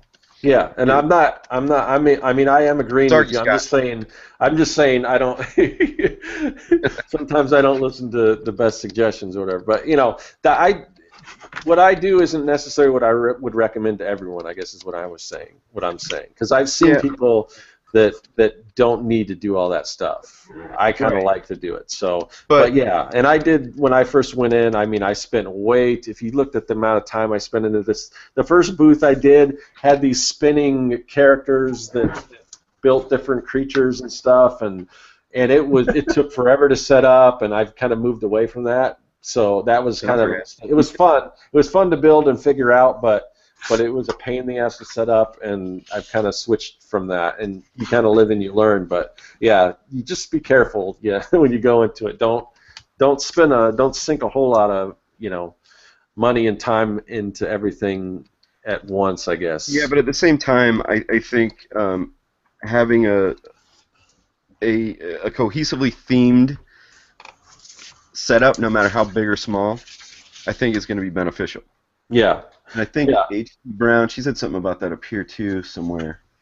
Man, this chat you guys are awesome tonight. Can't even keep up. Yeah, and the thing that's making me happy is it's on my channel, and I've got the least amount of subscribers, so it makes me feel good. Everyone subscribe to Scott. Nice. I can't find it now. Damn it. She's got a lot of good stuff on there. Yeah, she I'll does. go back and read some more of what she had to say. Yeah, there's a lot of good stuff. But yeah, make sure to to think about your branding like Scott does. That's going to help you, especially if you have a lot of varying different things. You could make it look like a flea market, or you could make it look like a little store like Scott does. Yeah, and it really, it doesn't take much. All you need really is to do even a simple tablecloth, which you can buy. You can go get something at Goodwill, or you can go to like Joann's or whoever sells fabric, get some nice fabric, anything like that you can, because everyone's going to have pretty much the same thing. And now it's changing because I mean, as they continue to grow, people are getting hip to that, and they're kind of decorating their stuff different. But why just go with the standard, whatever they give you, pipe and draper? Do something different to kind of set yourself apart. Because imagine if you're going down, and you'll see this a lot, especially where the big names are in the artist alley. Like they don't do anything, and they don't need to because people know who they are. They're going to see them no matter what. But they don't do anything for the tables. Celebrity has made them lazy. Yeah. So you'll see they'll have their banner. They'll have their banner with their with their comic that they're working on or whatever, but you'll see the same thing from here to here to here, all the major, like the big stars, because they don't need all that stuff. But if you go a little further into Artist Alley where you're not so big stars, you start to see some more original stuff. But imagine if you're seeing just these plain, same tablecloth that they provide here all the way, and then you see something different. You're going to stop at that and you're going to look at it. So even something simple as a tablecloth will really help out, And also, there's a thing, you go do vertical and horizontal, have stuff flat on your table, and I mean, we've talked about this a million times. Yeah, but also, that's helped me so much in the past. Because there's people that'll walk by and and they don't want to make eye contact, so their eyes are kind of down, so they're going to see the stuff that's flat on your table. There's people, and the rest of the people aren't going to see that if they're just kind of looking straight at you. So have stuff propped up. I mean, look online and you can see some how other people do displays. I'll pitch my videos again. Watch. There's a playlist. It's called Pro versus Con. There's a playlist on my channel. There's like 4 different episodes that cover a bunch of different topics and stuff. There's some really good stuff there. And if you got any more questions, I know we're missing stuff in the chat, but just on any of those videos, just comment, and if you have a question, ask me, and I try to get back to everyone. So. How do you make that big arm that kind of goes into the aisle and just like grabs people and drags them into your table? You like do the thing from Night at the Apollo, that big cane. Yeah, you just hook them.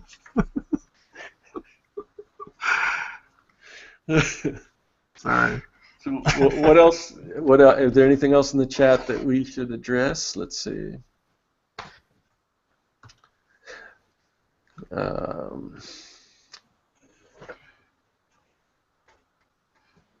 Somebody talk while I'm looking at the chat. Tablecloths, that's a good one. I used to have, and I'm gonna have to remake another one. Is I got like this. I'm not gonna say it was felt, but it kind of felt like felt a little bit. Tablecloth that was certain kind of color scheme I was going for. Because it was real easy to Velcro a tiny banner. I mean, tiny. It was 3 feet across, so it's not that tiny. But a little banner in front, I could Velcro to it, and it would stay flat, so it looked nice. And then you have a little banner behind you. See, I'm thinking half table too. So, no more than like 3 feet generally. Sometimes you can get away with 4 feet, but it seems like it's mostly like 3 feet, 6 foot long tables. And I think that goes with, so you got your banner behind you got your banner up front, down below. So when someone's looking across the way, the whole thing looks nice together. Color coded and stuff like that. Yeah. It's color scheme. Yeah, definitely. I always kind of like, I don't know, I have like a lot of these like little clear squares. I don't know even know what you call them. Tanya got them from this place she worked, Hallmark, and you can just kind of stack them up, yeah. And then I set all my cards, stacked on the front of my table so I can get them up higher.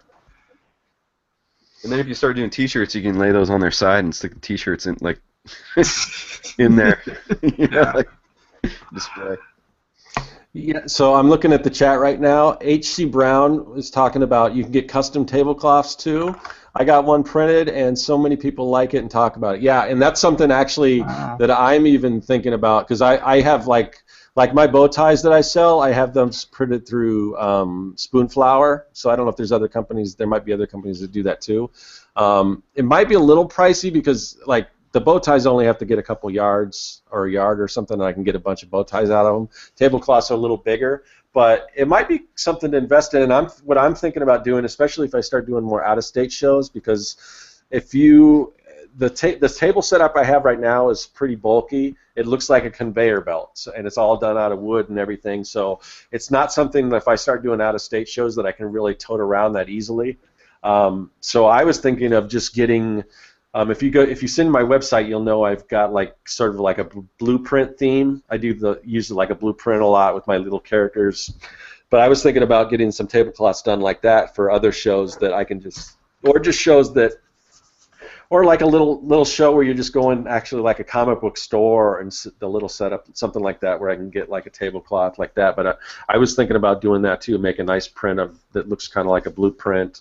But yeah, that's definitely, I mean, a custom tablecloth would be really cool, especially if you can brand it with your stuff. That's something I have considered.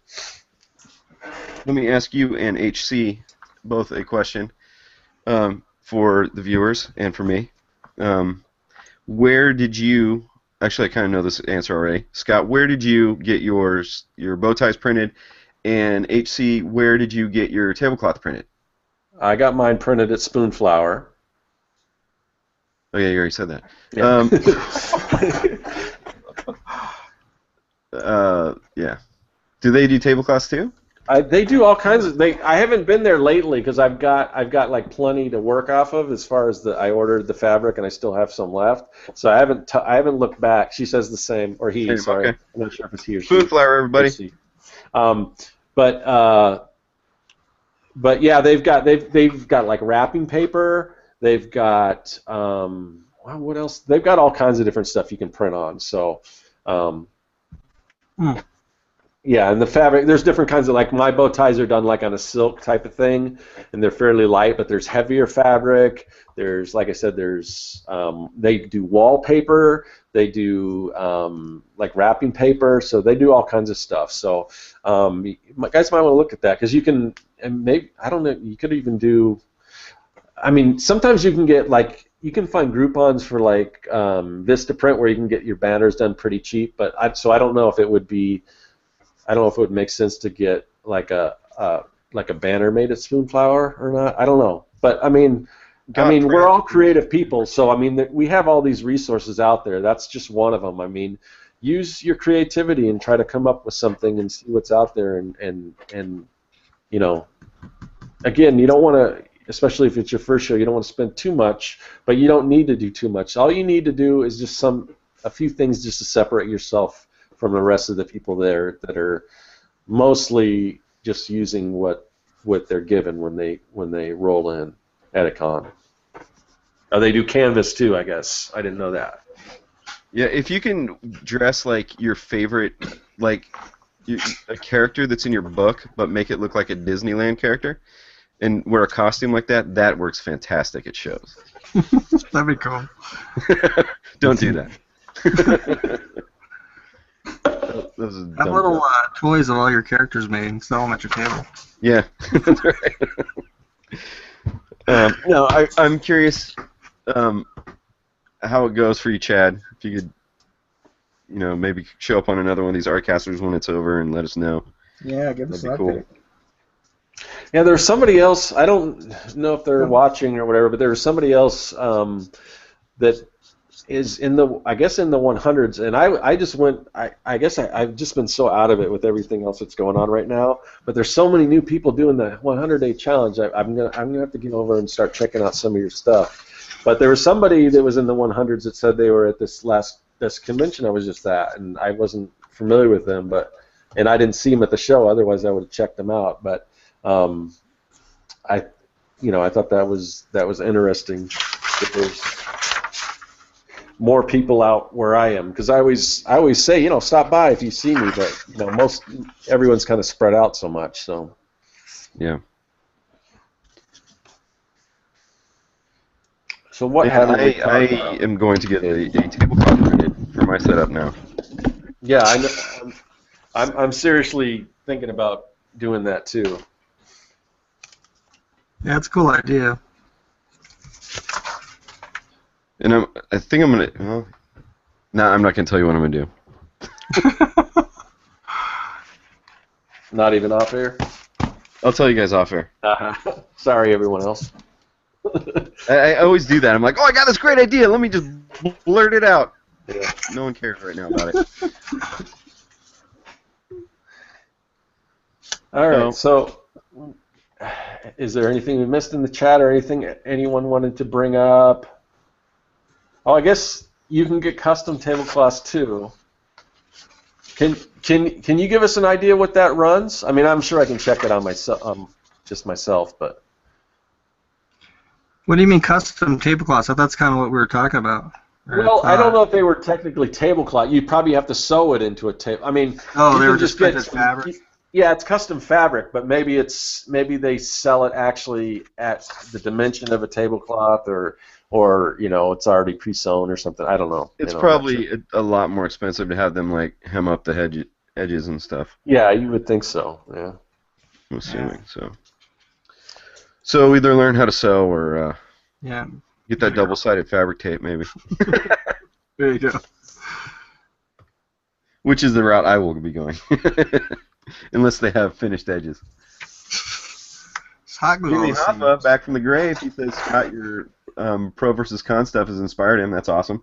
That is cool. I mean, that's because really when I did that there was, I mean, I was looking online and there wasn't a lot of what I was looking for. So I wanted to keep doing it, but then it seemed like I kind of touched on most of the things. So I might do more if other things come up. But we've talked about a lot of new stuff just here already. So, but you know, I think there's a good amount of information there, you know, with what I already have. But if there's any other topics like that I don't talk about that you guys want to know, I mean, I could probably go and do some more of those videos. So. Are you gonna make a video about like this last con, like while you were there and stuff?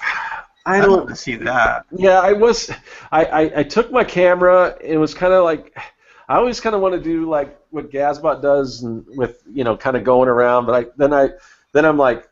I'm filming, and because some people don't want you to film their stuff, or you want to be polite and ask. Even though I'm not like zooming in on somebody's stuff, I'm just kind of walking through the con. But I started to do that. I brought my camera out, and I was going to walk around, and I was going to do like a speed video.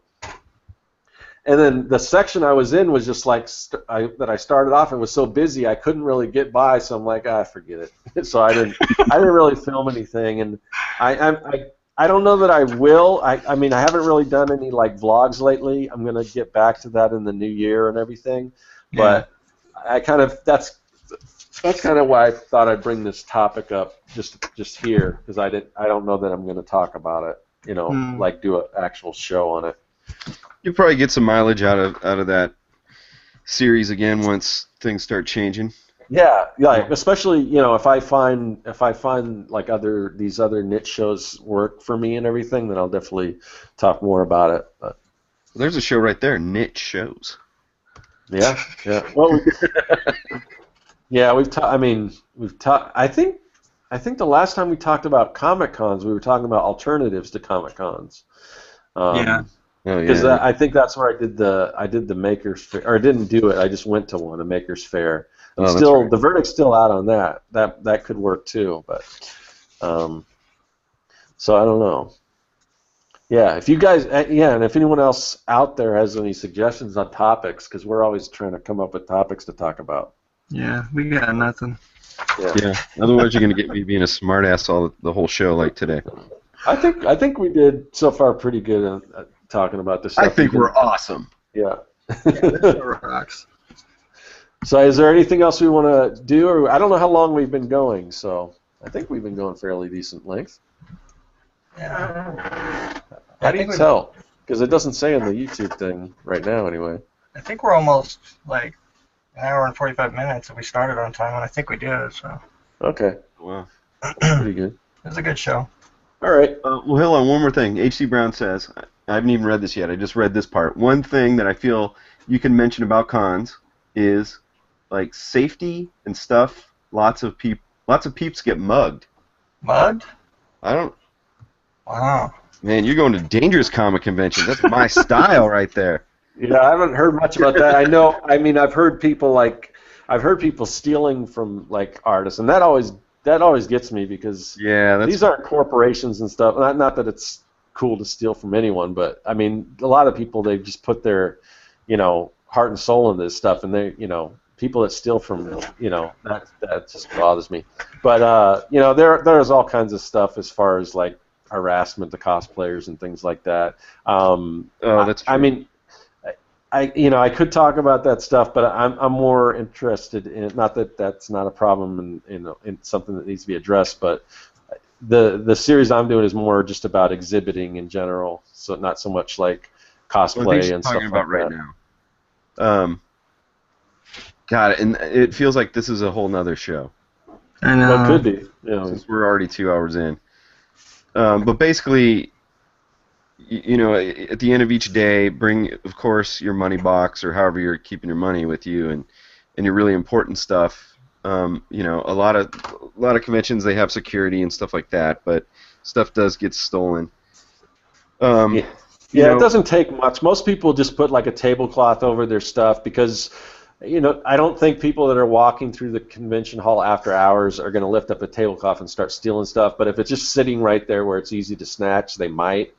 I mean, I've got like it's like a little, well, it was an anvil case, but I made it look like a plutonium case, and it locks and everything. So I take the stuff on my table at the end of the day, I put it in that box, lock it up, take the money out of my cash box, and and bring that home with me. So yeah. Yeah, I will say this about getting mugged. I didn't get mugged at a comic convention, but when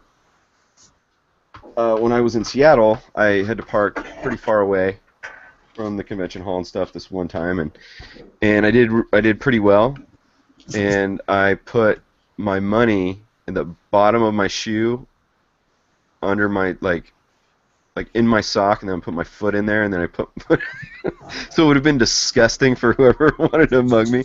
Yeah. But yeah, I put my money in my shoe when I left because it was enough to where it was making a substantial bulge in my pants. Yeah, I've had. Yeah. Take that how you want it, but I'm just talking about knuckleheads. Just kidding. But yeah, there's that. I haven't really heard people getting mugged. There's a lot of sexual harassment with cosplayers, and that's bullshit. Yeah, that's fucking lame, man. I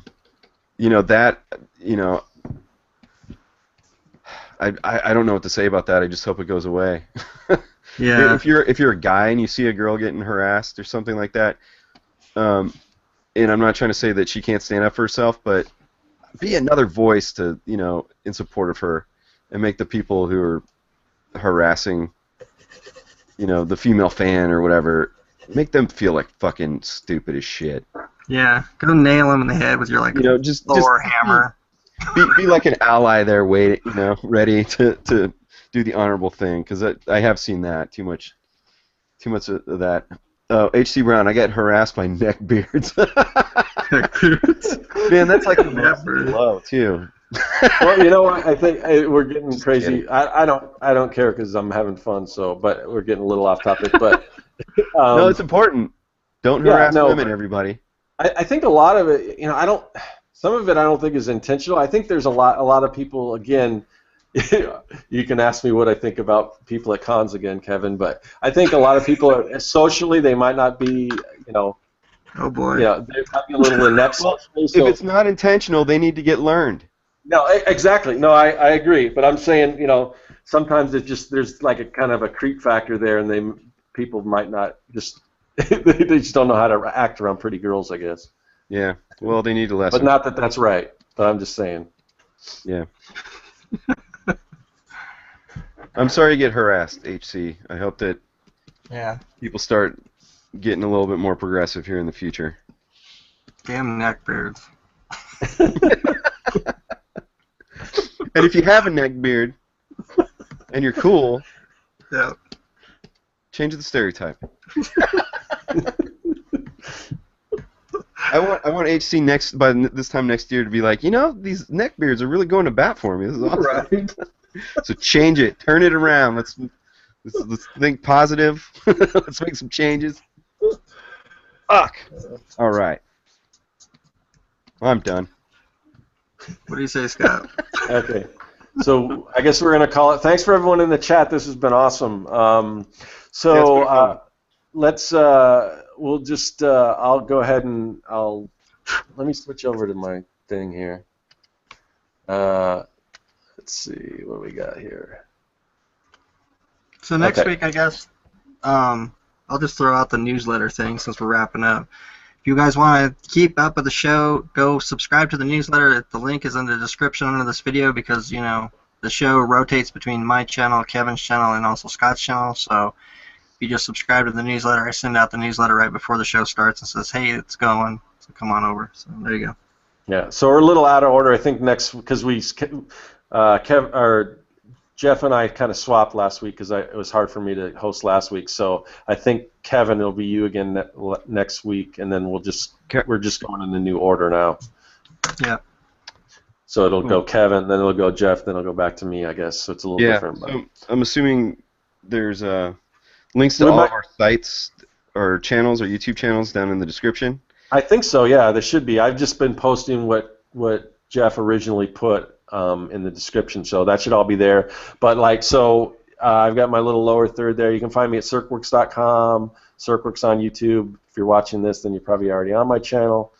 Where can they find you, Jeff?